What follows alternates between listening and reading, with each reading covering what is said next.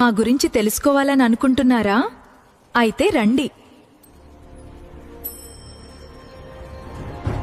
నేను మారేడు ఆకు, శివుడికి అత్యంత ప్రియమైనది. నా 3 ఆకులు ఆయన 3 కళ్లకు సంకేతం. నన్ను భక్తితో సమర్పిస్తే మీ జీవితంలో శాంతి మరియు శక్తి నింపుతాను. నేను తులసి ఆకు, విష్ణువుకు అత్యంత ప్రియమైనది.